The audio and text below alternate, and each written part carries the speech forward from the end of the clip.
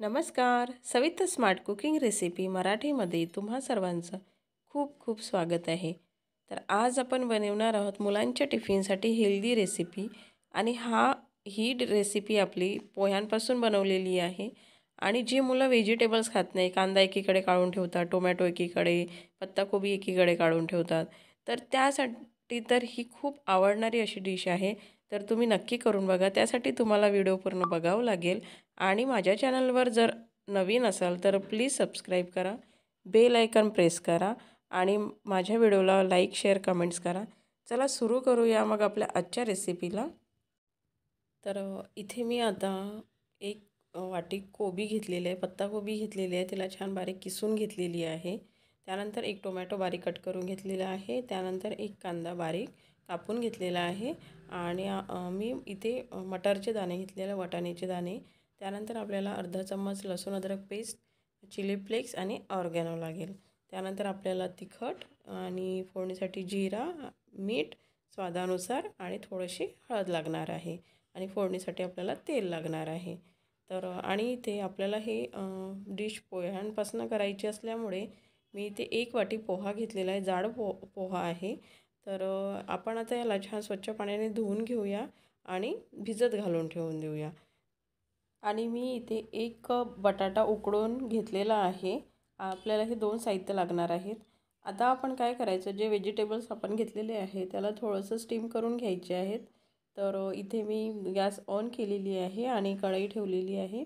कढईमध्ये आता एकच चम्मच तेल टाकून घेते, खूप तेल नाही टाकायचं आहे. तर एक चम्मच तेल झालं की याला छान गरम होऊ द्यायचं आणि गरम झालं की यामध्ये मग आपण जिरा अर्धा चम्मच टाकून घ्यायचा आहे.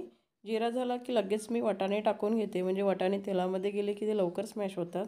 आणि वाटाणे झाल्याच्या नंतर मी लसूण अद्रकची पेस्ट टाकून घेते आणि याला 1 मिनटं रोस्ट करून घेते. आता आपण यामध्ये जो एक बारीक चिरलेला कांदा होता तो टाकून घ्यायचा आहे. तर त्याला पण आपण 1-2 मिनटं रोस्ट करून घ्यायचं आहे. आणि कांदा होत आला की आपण यामध्ये आता टोमॅटो टाकून घ्यायचा आहे. त्यानंतर सोबतच मी पत्ताकोबी पण टाकून घेते, म्हणजे ते पण टोमॅटो कांदा सोबतच रोस्ट होत राहणार. तर आता हे सर्व साहित्य छान मिक्स करून घ्यायचं आहे आणि याला 2-3 मिनटं छान रोस्ट करून घ्यायचे आहेत. हवं तर तुम्ही यामध्ये तुमच्या आवडीनुसार भाज्या पण ॲड करू शकता. तर आता यावर झाकण लावून 2 मिनटं याला शिजू द्यायचं आहे, कारण पत्ताकोबी वगैरे लवकर शिजून जाते. तर हे 2 मिनटं झालेले आहे, तुम्ही बघू शकता. आता आपण यामध्ये याला ढवळून घेऊया आणि यामध्ये आता आपण चिली फ्लेक्स आणि ऑर्गॅनो टाकून घ्यायचं आहे. तर तुम्ही तुमच्या आवडीनुसार चिली फ्लेक्स घेऊ शकता, तुम्हाला किती स्पायसी पाहिजे ते. तर मी इथे आता ते टाकून घेते आणि याला पुन्हा 1 मिनटं होऊ देते.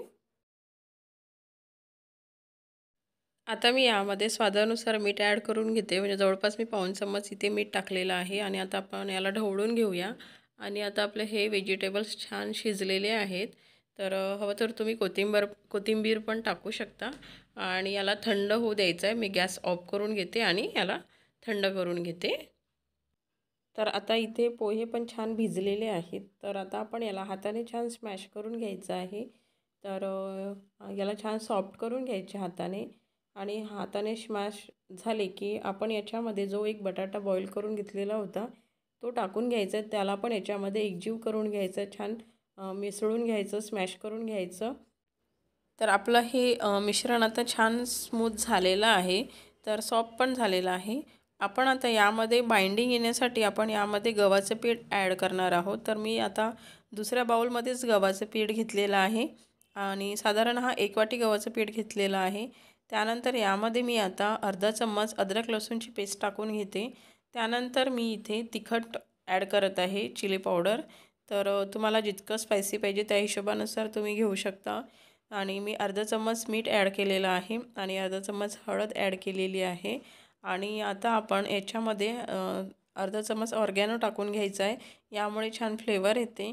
तर ते टाकून घेतलेलं आहे आणि आता आपण यामध्ये कोथिंबीर टाकून घ्यायचं आहे आणि वरून थोडंसं मी 1 चम्मच साधा तेल टाकून घेते.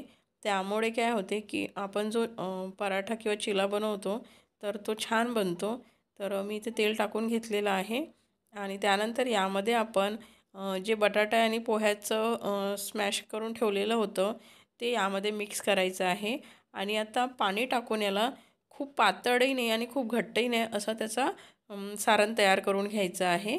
तर ते करून घेऊया आपण. तर आपलं सारण आता तयार झालेलं आहे आणि मी एका बाजूला पॅन गरम करायला ठेवलेलं होतं. तर त्यामध्ये आपण थोडंसं सुरुवातीला तेल टाकायचं आहे आणि त्यावर हे सारण पसरवायचं आहे. तर खूप जाड नाही, खूप पातळ पण नाही करायचं आहे. तर मी आता ते त्यावर टाकून घेते. याप्रमाणे आपण चमचच्या साहाय्याने ते पूर्ण पसरवून घ्यायचं आहे आणि तुम्हाला हवं त्या साईजचे तुम्ही करू शकता, मोठे पण करू शकता.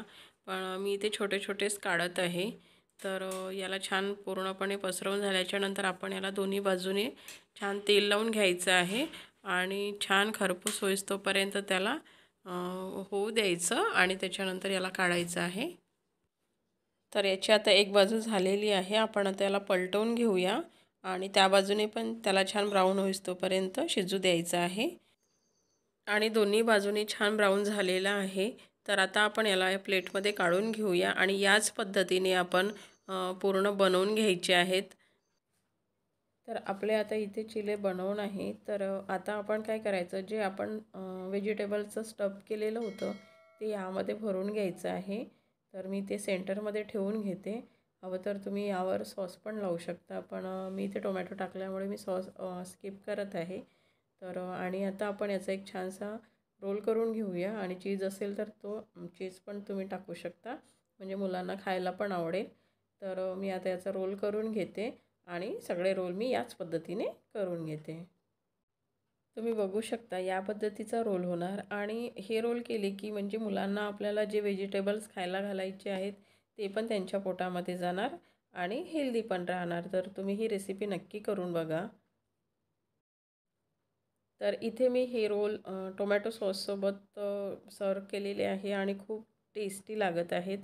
तर अशा छान छान रेसिपीज बघण्यासाठी माझ्या चॅनलवर जर नवीन असाल आणि अजूनपर्यंत सबस्क्राईब केलेलं नसेल तर प्लीज सबस्क्राईब करा, बेल आयकॉन प्रेस करा, जे करून मी रेसिपी टाकली की तुम्हाला नोटिफिकेशन येऊन जाणार.